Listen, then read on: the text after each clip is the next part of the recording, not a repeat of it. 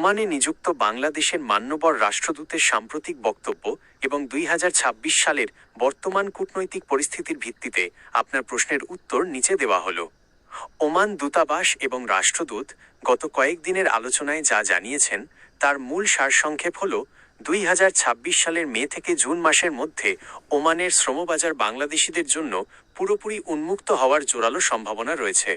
রাষ্ট্রদূত ও দূতাবাসের সর্বশেষ আপডেট। ভিসা চালুর সময়সীমা। ওমানের শ্রম মন্ত্রণালয়ের সাথে সফল আলোচনার পর রাষ্ট্রদূত জানিয়েছেন, সব ঠিক থাকলে আগামী 2 থেকে 3 মাসের মধ্যে অর্থাৎ মে জুন 2026 সাধারণ কর্মীদের জন্য নতুন ভিসা ইস্যু করা শুরু হবে। কারা আগে সুযোগ পাবেন?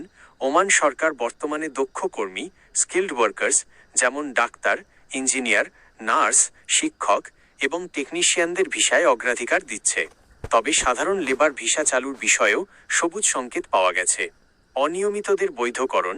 রাষ্ট্রদূত বিশেষভাবে অনুরোধ করেছেন যারা বর্তমানে ওমানে আছেন কিন্তু আকামা বা ভিসা সংক্রান্ত সমস্যায় ভুগছেন তারা যেন ওমান সরকারের দেওয়া জরিমানাবিহীন বৈধ হওয়ার সুযোগ গ্রহণ করেন। এটি ভিসা পুরোপুরি খোলার অন্যতম প্রধান শর্ত।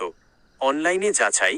এখন ওমানের অনেক ভিসা অনলাইন পোর্টালের মাধ্যমে ইস্যু হচ্ছে, তাই রাষ্ট্রদূত দালালদের খপ্পরে না পড়ে সরাসরি রয়্যাল ওমান পুলিশ ROP এর ওয়েবসাইট থেকে ভিসা চেক করার পরামর্শ দিয়েছেন। গুরুত্বপূর্ণ সতর্কতা। ভিসা খোলার এই খবরে অনেক অসাধু দালাল বা এজেন্সি অগ্রিম টাকা চাইতে পারে।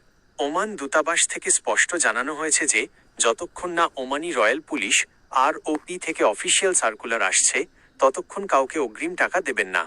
আপনি কি ওমানের কোনো নির্দিষ্ট কোম্পানির ভিসা বা প্রসেসিং ফি সম্পর্কে জানতে চান?